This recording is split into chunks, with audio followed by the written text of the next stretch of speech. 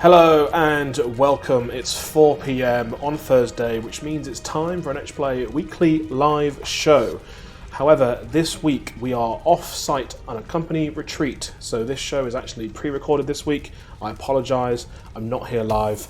I can't give you a genuine shout-out, but if you're in the chat and you're saying hello, I just want you to know that I'm saying hello back now, just from the past. I'm joined today for today's show by an animated fireplace, because it's December and we've now officially decided to just start Christmas. Just get on with it. It's Christmas time, right? Start listening to Christmas songs, start watching Christmas films, start playing Christmas games.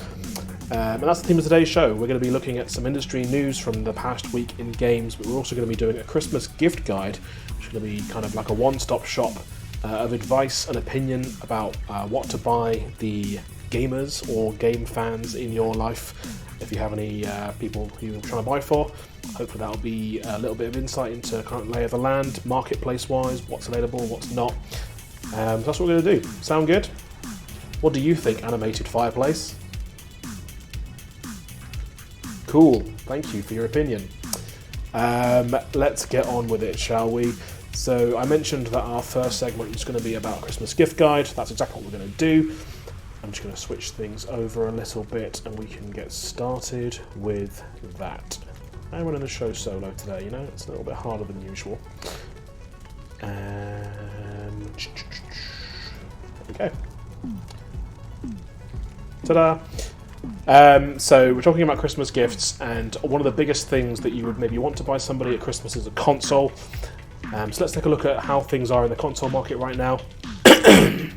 Some of the most exciting consoles, unfortunately, remain very difficult to get at the moment due to a global chip shortage. Damn you, Bitcoin! But if you're looking to buy someone a console this Christmas, let's cover off some of your choices. Possibly the most hot ticket item in games this holiday season is, of course, the PlayStation 5. It's the follow-up to the wildly successful PlayStation 4 console and remains really difficult to find in stores. If you're after one, your best bet is to sign up for a stock checking service or an app that sends you notifications when stock becomes available, but you have to act fast and only have a few minutes before it's bought up by your shopping rivals.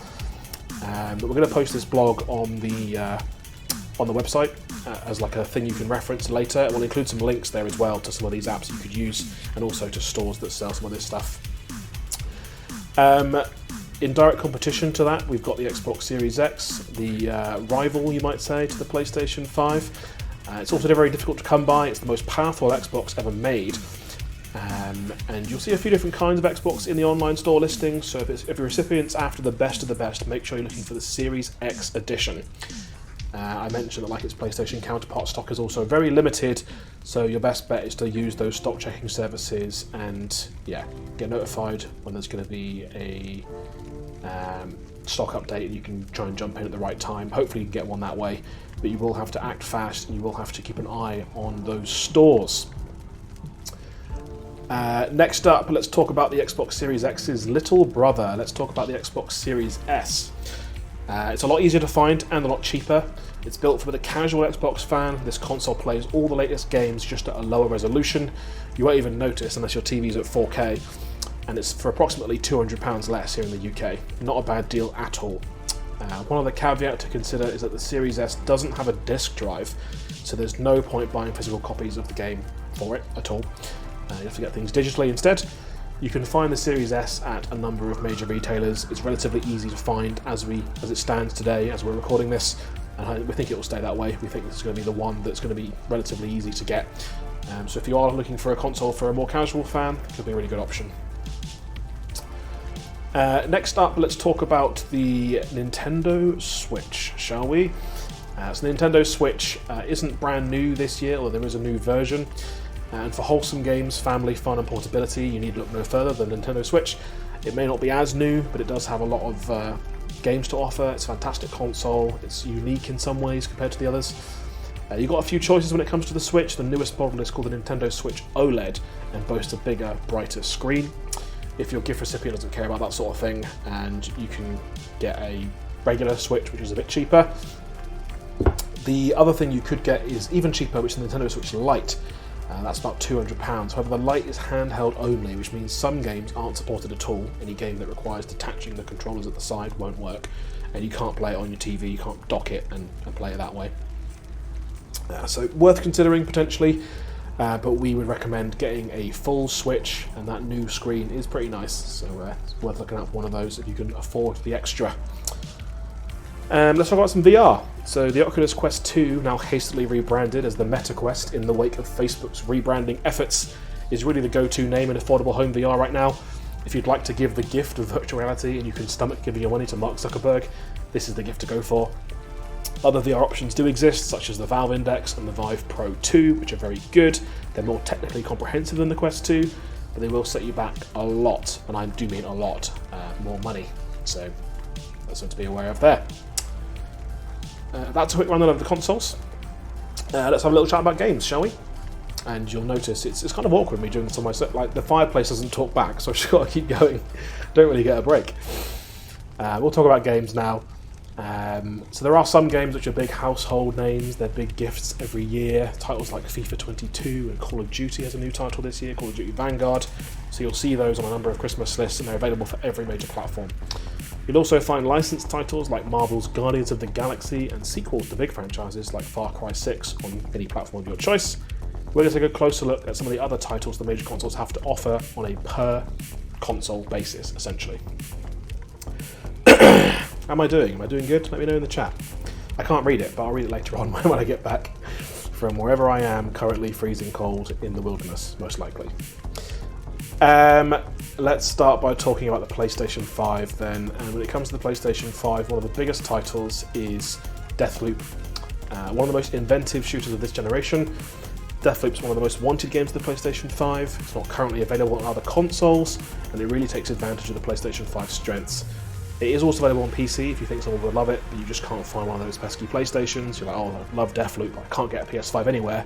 You could get it on PC as well, so you have that option. It has a nice time loop mechanic. It's from Arcane, who are a developer of fantastic titles, really inventive action, and yeah, well worth a look. What have I got next? Let's talk about Ratcheting Clank, shall we? So Ratcheting Clank is one of the best platformers of the year, and also is an extremely polished third-person action title in its own right. It's exclusively available for the PlayStation 5, and it's a great showcase for the console. Plus, if you're buying for someone on the younger side, it's less violent than the alternatives, so it could be a good option for those sorts of recipients as well. And yeah, well worth a look. Really good game, really well reviewed, nominated for Game of the Year awards by a number of publications, and worth checking out. Ratchet & Clank Rift Apart. Next up, let's talk about Returnal. Returnal is for the PlayStation 5 gamer who wants a real challenge. Returnal offers fantastic visuals and punishing difficulty, rewarding players who practice the deadly combat again and again until they become masters of it. So that's well worth checking out as well. It's a roguelike, which means it's got kind of a run-based system where you keep playing it and it's kind of the same every time, but also kind of different. Really fascinating way of putting games together, which obviously creates something quite unique every time you play it, and yeah, a lot of fun by all accounts. If you're looking for games for the PlayStation 4 or something different for the PlayStation 5, there's a few things you could try, and these span all the consoles. You could try, we mentioned Call of Duty, there's Battlefield 2042, FIFA we mentioned, Riders Republic, Jurassic World Evolution 2, Hitman 3 and Resident Evil Village as well. All great titles available for the PlayStation 5 and for the Xbox. So you can check out any of those. Let's talk about Xbox then. So buying games as gifts on Xbox has become a bit tricky over the last couple of years, thanks to the rise of Xbox Game Pass. It's a subscription service, kind of like Netflix or Spotify, that gives users access to a huge number of games. This means, in the same way that DVDs have become a bit rubbish as a gift to give someone because they can watch it on Netflix, giving people games for the Xbox has become a bit of a minefield as well, because they could already have these games for no additional cost. So it might be a kind of a pointless gift. You can give people Game Pass in the form of digital codes. It comes in a few different tiers. Game Pass Ultimate is the best value for money and the best gift to receive for an Xbox gamer who hasn't tried it yet or is just looking to extend the subscription. So bear that in mind. There are some big titles on the Xbox this year though, and we're going to cover some of them off. These ones are all available on Game Pass, so don't buy them if you already They already have Game Pass, they just don't need to be purchased these games separately at all. But we're going to start with a chat about Halo Infinite, which is undoubtedly the biggest title for Xbox this Christmas. Halo is synonymous with Xbox consoles, and this time around the multiplayer is free to play, so if you buy the game, you're just buying the single player campaign only. It's already included on Game Pass, like I say, so don't buy it if they've already got that. But if they don't use Game Pass and they like first-person shooters, this is the blockbuster title of the winter, and it is worth checking out. Next up, let's talk about Forza Horizon 5. Big fan of that game. I love this game. It's the best rated game of the generation so far. Forza Horizon 5 is the perfect game for anyone who just likes cars, racing, beautiful graphics, fun. If you like any of those things, Forza Horizon 5 is fantastic. And again, it's on Game Pass, so don't buy it if they have that. But if they don't, and you want to get someone a racing game or a sports game, this is just a fantastic game, well worth your time. Really good gift to get somebody. I'll have a little break and have another cough. I really should have brought a glass of water with me this week. I didn't count on the fact there'd be nobody else to talk to, so I couldn't take a break and rest my voice. Let's talk about Psychonauts 2. So for fans of 3D platforming games, things like Crash Bandicoot or Mario, Psychonauts 2 is an inventive, original ride that lets players jump, swing, and punch their way through the minds of a cast of colourful characters. Again, it's on Game Pass. Don't buy it if they have Game Pass, but if they don't, you could buy this game. It's great. It's fantastic. I really love playing it. And it's well worth your time. How are we doing? How are we doing in chat? Do you like any of these games, chat? Are you buying any for Christmas? Are you excited about any of these games coming out? Obviously Halo's not quite out yet. Most of these games are already on store shelves in one way or another. What do you think, Fireplace? Yeah, I thought so. Nintendo-wise then, the Switch is home to an incredible stable of content, much of which is unique to the Switch, because many of these games fill niches that simply aren't well served on other consoles, such as motion controls and couch co-op. Got a few games to recommend for you here. We've got WarioWare, Get It Together. And if there's one thing Nintendo does well, it's creating these kind of experiences that you just wouldn't expect anywhere else.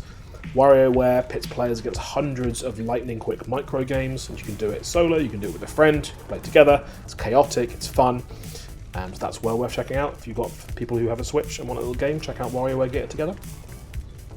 If there's a millennial in your household, they've probably got some Pokemon nostalgia, and there's a lot of Poke content available for the Switch, including the new Sword and Shield editions from last year and the remade classic Let's Go Pikachu.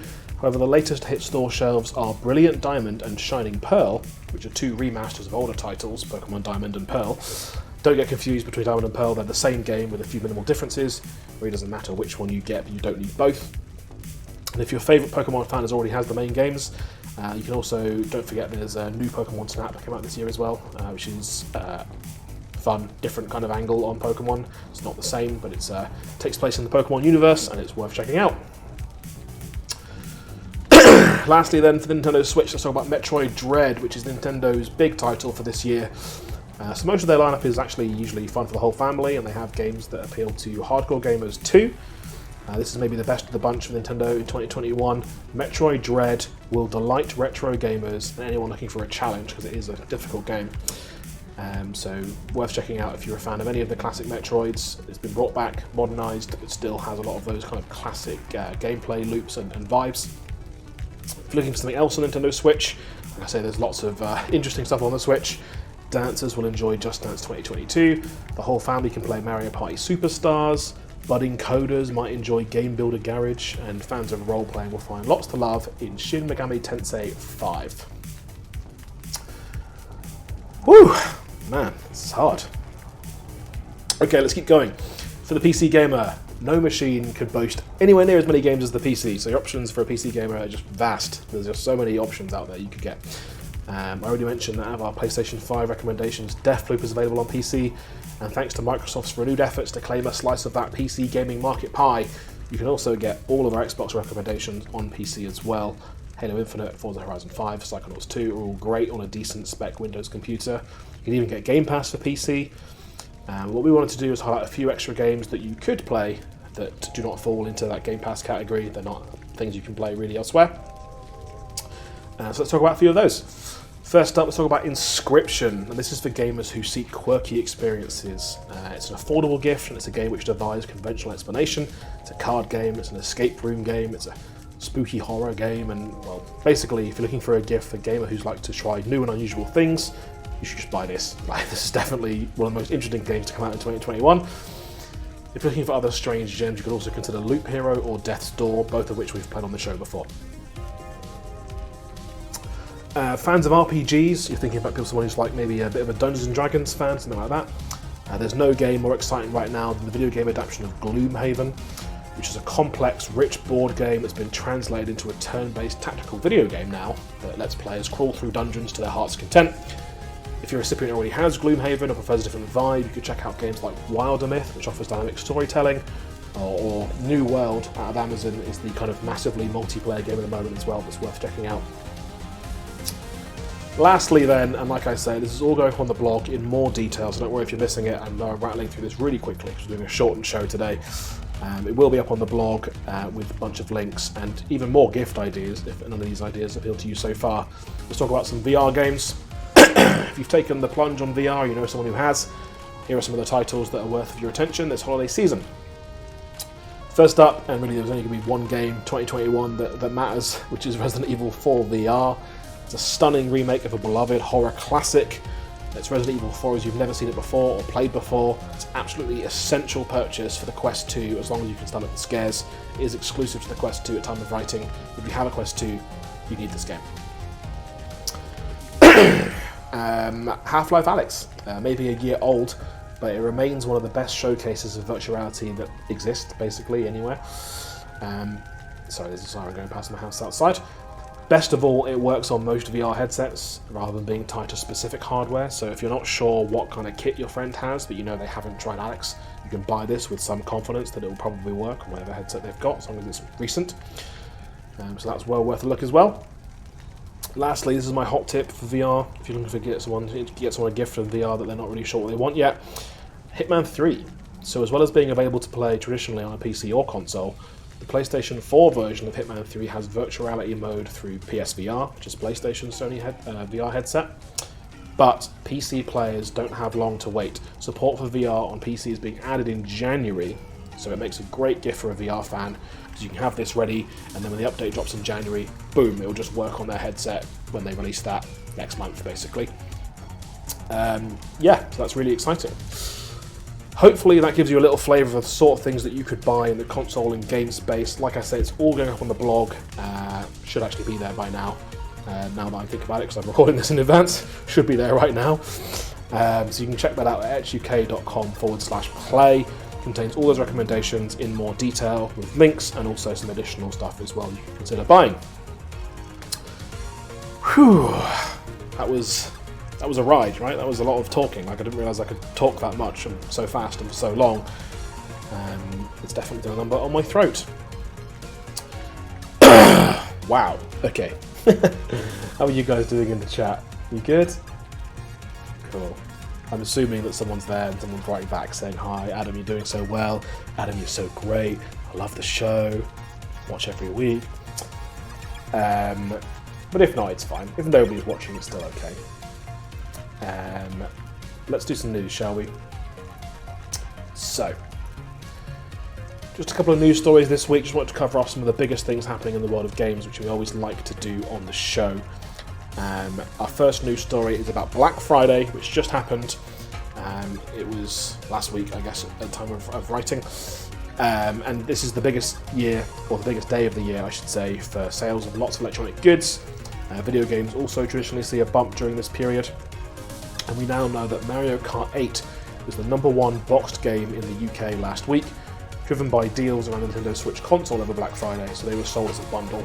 So they've done really well with that in the past week or so. It sold over 2 million copies, jumping 6 places, and yeah, really, really impressive. Like I say, there's a special Switch Black Friday console bundle which featured the game, which is responsible for most of that jump, we think. But clearly a game with a lot of staying power. It's been out for a while, people are still loving it. Everyone loves Mario Kart, right? Rounding out the rest of the top 10, we've got FIFA 22, Minecraft for the Switch, Call of Duty Vanguard, as you might expect, Guardians of the Galaxy, Pokemon Brilliant Diamond, Just Dance 2022, Animal Crossing New Horizons, Far Cry 6, and Mario Party Superstars. congratulations to all those publishers and all the money they just made. And successful Black Friday for all. Last story then, before I leave you to it and let you enjoy the rest of your Thursday without me talking your ear off. Epic Games is adding the retro cloud gaming service Antstream Arcade to the Epic Games store. It's a bit of an expansion, you might even say. Antstream, if you're not familiar with it, is a retro-focused service that enables you to play classic games like Pac-Man, Space Invaders, Earthworm Jim, and Mortal Kombat for free. So you're streaming them, kind of like xCloud streaming. You actually download them. The library features over 1,200 games, including titles from Disney, Warner Brothers, Bandai Namco, Atari, and a bunch of others as well. The news follows actually just 2 days after Atari announced it invested $500,000 into the Antstream Arcade platform and could potentially increase this in future. Epic has added other marketplaces in the past, most notably Itch.io back in April, which you might remember became a bit of a talking point during the Epic vs Apple trial earlier this year. That's our show. It's a shortened one this week. I apologise for that. We'll be back next week at 4 PM at the same time, giving you all the latest games industry news and gameplay, and hopefully someone who's a bit more animated than this fire can talk back at me, and it won't just be me talking to you with no break. Oh, I need some Lemsip or something. I need like a honey and lemon drink. And I will see you next week. Take care.